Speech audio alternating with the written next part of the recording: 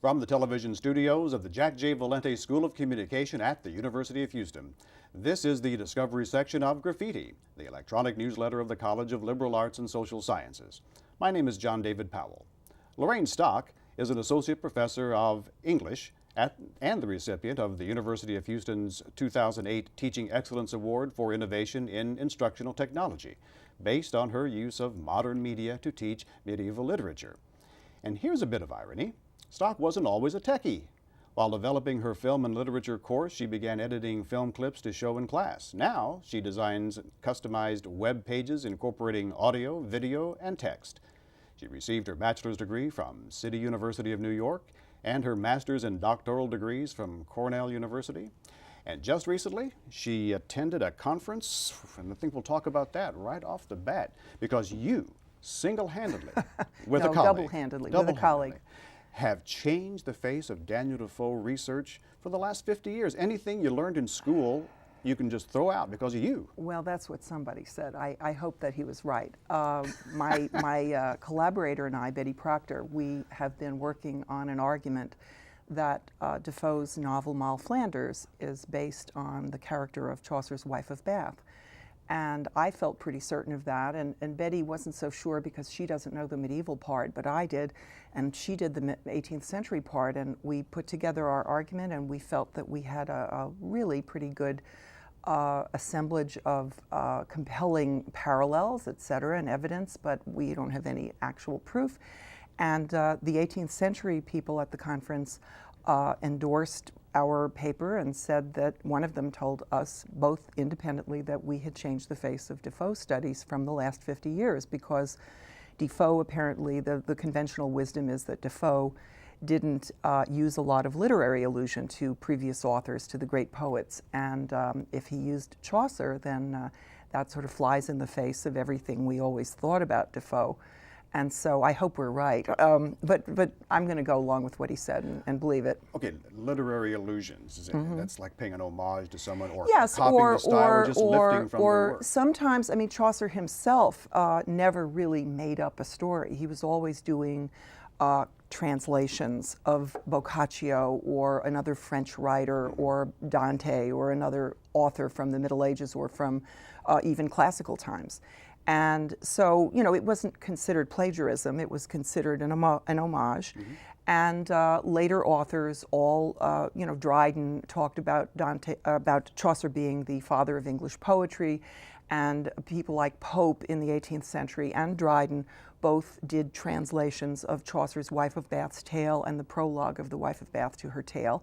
So those are literary homages and translations too. It's just that nobody thought that Dryden had ever done this. And Dryden doesn't explicitly say, I'm channeling Chaucer here, but Betty Proctor and I really think that he did. And we feel pretty convinced ourselves that Moll Flanders owes an awful lot of her character to the Wife of Bath, so that's really great fun. So where was this conference? The conference was in Corpus Christi. It was the South Central 18th Century Studies Conference, and we decided that we would try out our idea on some 18th century people. We're thinking about next presenting the idea at the New Chaucer Society, perhaps in 2010, to see how the Chaucer people feel about it.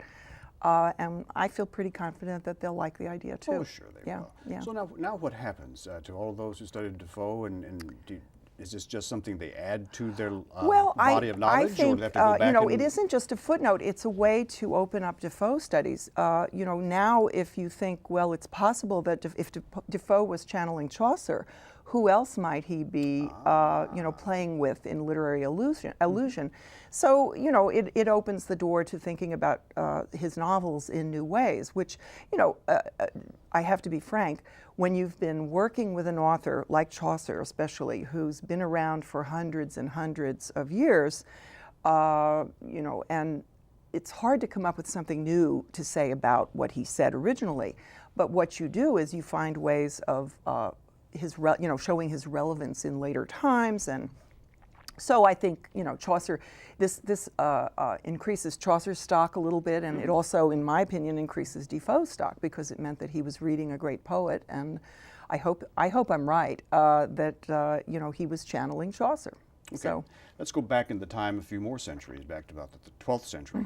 Last March, Yes. you were at a conference presenting the now starring the Third Crusade depictions of Richard I and Saladin in films and television series. Yes. It's kind of timely. So Yes.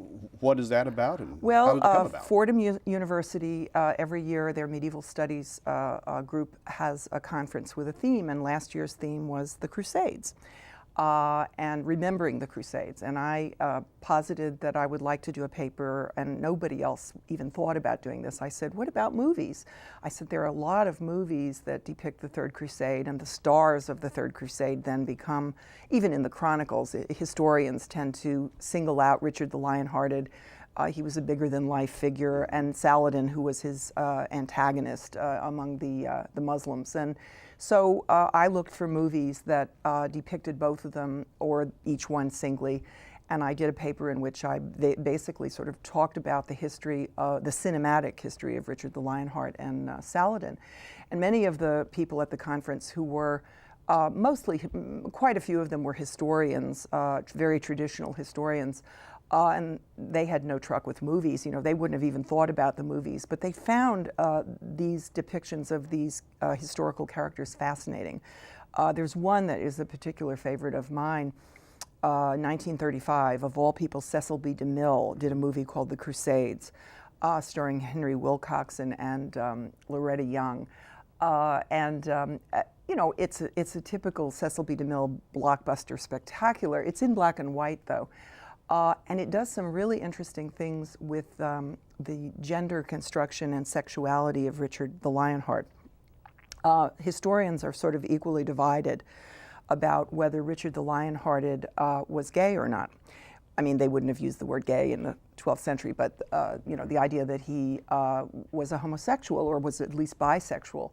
And there's a lot of controversy over that. And I found that Cecil B. DeMille, in his film, has about a 50% depiction of Richard the Lionheart as being quite suggestively gay, and the other 50% is, oh no, you know, not at all. So, I mean, he was kind of on the fence himself, and it was 1935. He wasn't going to completely out Richard the Lionhearted, I don't think, but and we're familiar with the very ones that we interesting. see, like Robin Hood, this one, King Richard.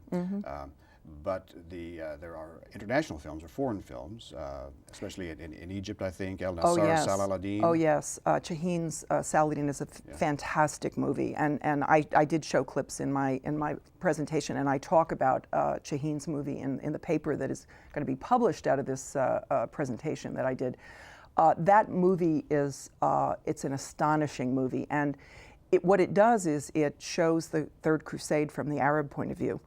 Most Hollywood movies show a very Eurocentric idea of the Crusades, the white, Christian, monolithic European sort of armies at the Crusades, which were relegated to just the term the Franks from the French.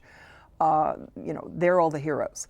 And the other guys are the bad guys, you know, definitely always the villains. And Shaheen did a remarkable movie in which, again, both of these sides are propaganda.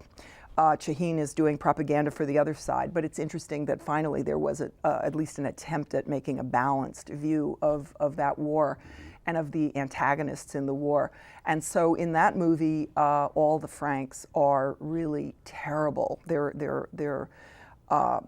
They destroy things, and they're vicious, and they're brutal, and really almost like beasts in the way they treat the Muslims. And Saladin is this wise, very you know, cerebral leader, and is the hero. He's the hero of the movie.